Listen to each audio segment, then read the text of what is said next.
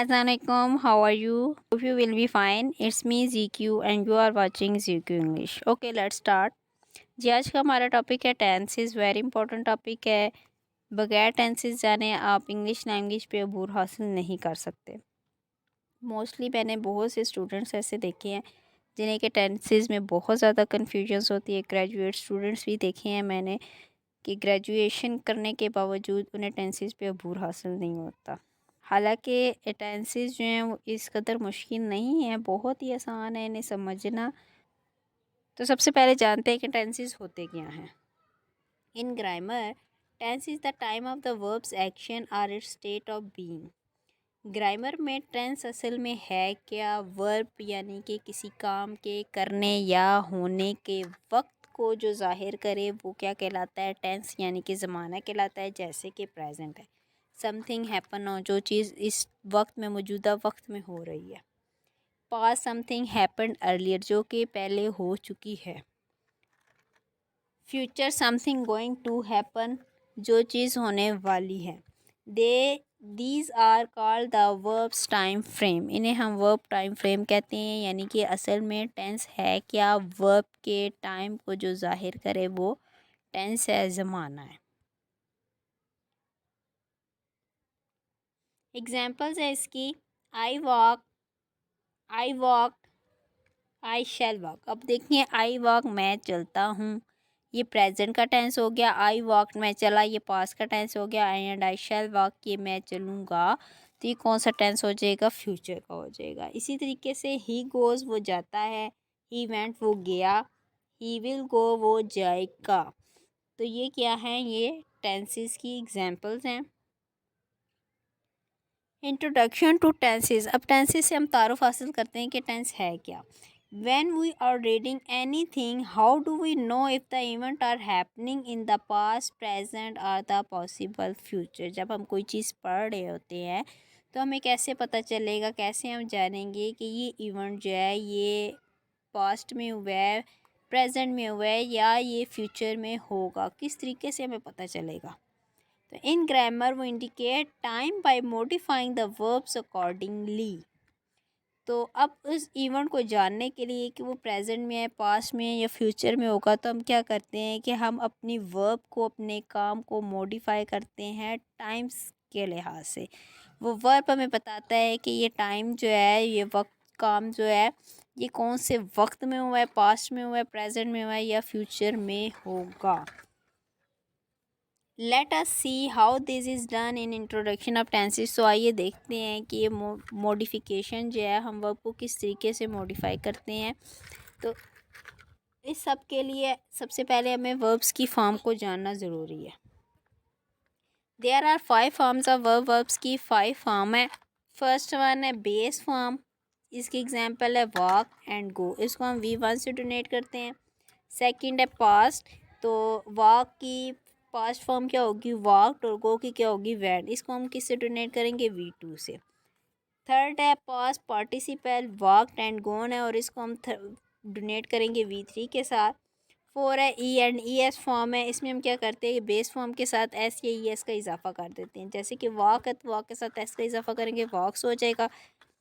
गो है, गो के साथ ई एस का इजाफा करेंगे तो गोज हो जाएगा।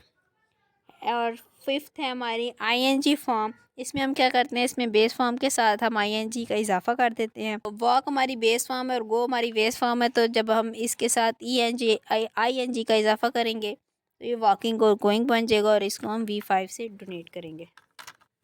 In English grammar, verbs are often used in a way that it indicate or denote the time when an event occur. English grammar में वर्ब जो है वो किस तरीके से यूज़ होता है कि वो हमें बताता है कि कोई भी इवेंट जो है वो किस टाइम पे जो है वो वाक़या हुआ है। यानी कि वर्ब जो है वो हमें वक्त के बारे में बताता है।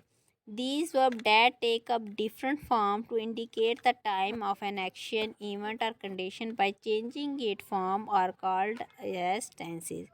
अब इन वर्ब्स को हम क्या करते हैं कि वक्त के लिहाज से उसके काम को, एक्शन को, वर्ब्स की फॉर्म को जो है वो चेंज करते हैं। और वर्ब की फॉर्म को चेंज करना ये क्या कहलाता है, टेंसेस कहलाता है, ज़माना कहलाता है। Tenses can be broadly classified into 3 broad categories. Tenses को हम मज़ीद आगे 3 कैटेगरीज़ में जो है वो डिवाइड करते हैं, past tense, present tense and future tense. With each of these tenses there are 4 aspects associated with it. हर टेंस के आगे से मज़ीद 4 पार्ट्स हैं। एन एस्पेक्ट हर here refer to the nature of action perform by the verb. Type जो है वो हमें बताती है कि कोई भी काम किस तरीके से या कब परफॉर्म हुआ है।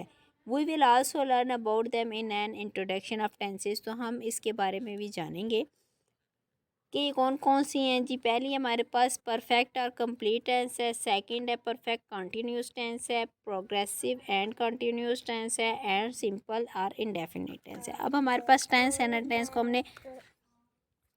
को हमने 3 पार्ट्स में डिवाइड किया, पास्ट प्रेजेंट एंड फ्यूचर में। अब हर एक को हमने आगे मज़ीद 4 हिस्सों में डिवाइड किया, perfect complete, perfect continuous, progressive continuous है, सिंपल इंडेफिनिट। तो ये हमारे टोटल 12 टेंसेस हो गए। This way we get total possibilities of 12 tenses in English grammar. Let us understand more about each of this group of tenses. तो ये हमारे पास total 12 tenses हो गए हैं। तो बारी बारी हम इनके बारे में जानते हैं। जी सबसे पहले है पास्ट प्रेजेंट एंड फ्यूचर में हम सबसे पहले पढ़ेंगे पास्ट टेंस को। This tense is use to refer to something that happen in the past. ये टेंस हम कब यूज़ करते हैं? उस चीज़ के लिए जब कोई काम हमारा पास्ट में यानी माजी में यानी ऐसे वक्त में जो वक्त गुजर चुका है उसमें वाक़या हो। Sometime past tense is also called as simple past tense, और इसको हम समटाइम सिंपल पास्ट टेंस भी कहते हैं। एग्जाम्पल है we stayed in a hotel. हम एक होटल में ठहरे यानी हम ठहर चुके हैं, ये काम माजी में हो चुका है। Past continuous tense है। This type of past tense is used to describe an event or occurrence that is ongoing or continue in the past। इस टाइप ऑफ टेंस को हम तब यूज़ करते हैं जबकि कोई चीज़ माजी में हुई हो और जारी हो। एग्जाम्पल है we were playing tennis at the club. हम क्लब में टेनिस खेल रहे थे, यानी कि माजी में काम हुआ है लेकिन जारी है। तो इसके लिए हम कौन सा टेंस यूज़ करेंगे? पास्ट कंटिन्यूस टेंस, की कोई काम माजी में हो और जारी भी हो। Past perfect tense. This type of tense is use to describe an event in the past that has been completed. ऐसा काम जो पास्ट में मुकम्मल हो चुका हो, तो उसके लिए हम कौन सा टेंस यूज़ करेंगे? Past perfect tense.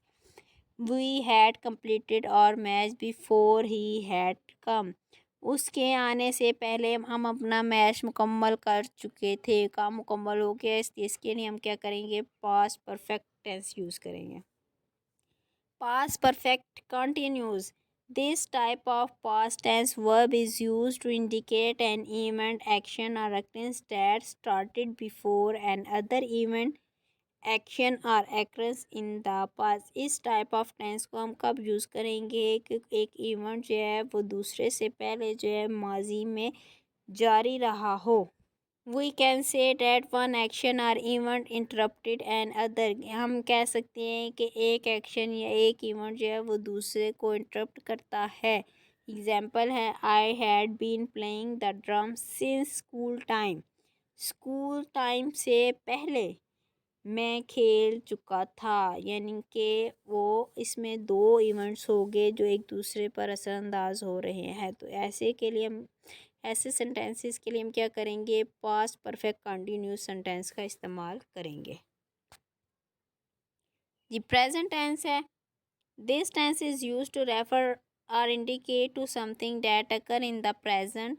The simple present or indefinite present tense is used to describe an action, event or condition that is occurring in the present while being spoken about or written. Example, the dogs bark। Present tense हम कब use करेंगे? कि जब कोई चीज़ मौजूदा ज़माने में हो रही हो, मौजूदा ज़माने में कोई काम हो, कोई वाक़या हो, कोई इवेंट हो, कोई कंडीशन हो, तो उसके लिए हम प्रेजेंट टेंस यूज़ करेंगे। एग्जाम्पल है द डॉग बार्क, कुत्ता भौंकता है। मौजूदा ज़माने में, इसलिए इसके लिए हम प्रेजेंट टेंस यूज़ करेंगे। Present continuous tense. This tense indicate the continuous nature of an act और इवेंट। प्रेजेंट कंटिन्यूस टेंस हम किस टाइम यूज़ करेंगे कि जो जब कोई काम जारी हो रहा हो, भी मुकम्मल ना हुआ हो, तो उसके लिए हम प्रेजेंट कंटिन्यूस टेंस इस्तेमाल करेंगे। This activity has begun in the past and will be completed in the future. ऐसी एक्टिविटी जो पास्ट में शुरू हो रही हो, प्रेजेंट में वो जारी है, फ्यूचर में जाके वो ख़त्म होगी, तो ऐसे टेंस के लिए हम प्रेजेंट कंटिन्यूस टेंस इस्तेमाल करेंगे। एग्जाम्पल है, she is preparing chicken sandwich for the breakfast. Breakfast के लिए वो सैंडविच बना रही है, काम जारी है, मौजूदा ज़माने में है, इसलिए प्रेजेंट कंटिन्यूस टेंस इस्तेमाल करेंगे। Present perfect tense. This tense is used to describe an action that had begun in the past, continues in the present and has just been completed. ये टेंस हम तब यूज़ करेंगे कि जब कोई काम ज़माना माजी में शुरू हो, पास्ट में शुरू हुआ हो, कंटिन्यूस जारी हो, इनटू द प्रेजेंट मौजूदा दौर में जारी हो, एंड उसी वक्त ख़त्म हुआ हो, फौरी तौर पर ख़त्म हुआ हो। तो ऐसे वक्त के लिए, ऐसे काम के लिए हम क्या करेंगे, प्रेजेंट परफेक्ट टेंस यूज़ करेंगे, यानी कि ऐसा काम जो माजी में शुरू हुआ हो, प्रेजेंट में जारी हो और उसी टाइम फ़ौरन उसी वक्त मुकम्मल हुआ हो। The time of occurrence of the action is generally not mention. इसमें असल में ना हमें क्या किया जाता है कि इसमें हमें टाइम नहीं बताया जाता कि किस वक्त जो है ना वो कोई काम हो रहा है। This tense is also used to describe an action happened in the past before another action took place. इस टेंस को हम तब यूज़ करते हैं कि जब कोई एक्शन जो है वो पास्ट में शुरू हुआ हो और दूसरे एक्शन के होने से। Example, I have just completed my dinner. मैंने अभी अपना खाना मुकम्मल किया है। Present perfect continuous tense. This tense is used to describe an action, event or occurrence that has begun in the past and continues in the present. ये tense हम तब यूज़ करेंगे कि जब कोई इवेंट जो है वो पास्ट में शुरू हो और मौजूदा ज़माने में जारी हो। It is also use for an action that began and just finish in the past or in case where there is no mention of time. उस सूरत में भी हम इसको यूज़ करेंगे जब हमें वक्त का मेंशन नहीं किया, वक्त नहीं बताया गया। They have been trying to contact her, वो हमें कांटेक्ट करने की कोशिश कर रहे हैं, टाइम मेंशन नहीं है, तो इसके लिए भी हम क्या करेंगे, प्रेजेंट परफेक्ट कंटिन्यूस का इस्तेमाल करेंगे। जी लास्ट है हमारा future tense. This tense is use to refer or to indicate something that has not happen at the time of speaking or writing. ये टेंस हम तब इस्तेमाल करते हैं कि जब कोई वाक़या जो है या कोई इंसिडेंट है उस वक्त वाक़या ना हो रहा है जिस टाइम हम बोल रहे हैं। Simple future tense commonly form with the use of word will and shall. इसमें हम विल और शैल का वर्ड यूज़ करते हैं। एग्जाम्पल है, वो shall be there by noon. हम दोपहर में वहाँ होंगे, अब मौजूदा दौर में नहीं है, वाक़या अभी वाक़या नहीं हुआ, इसलिए जो है इसके लिए हम फ्यूचर टेंस का इस्तेमाल करेंगे। Future continuous tense. This tense is use to describe action that are ongoing और कंटिन्यूस इन द फ्यूचर। ये टेंस हम कब यूज़ करेंगे कि जब कोई एक्शन जो है वो फ्यूचर में, मुस्तकबिल में जारी हो। It is commonly use in the sentences by using the simple future tense of the verb with present participle ING. अब इसमें हम क्या करते हैं कि इसमें हम सिंपल बेस फॉर्म के साथ आईएनजी का इजाफा कर देते हैं। एग्जाम्पल है, his parents will be attending the convocation. उसके पेरेंट्स कन्वोकेशन अटेंड करेंगे। फ्यूचर परफेक्ट टेंस है is use to refer to describe an event that will be completed some time in the future before another action take place. Future perfect tense ऐसा tense है जो कि माजी में मुकम्मल होगा दूसरा एक्शन शुरू होने से पहले।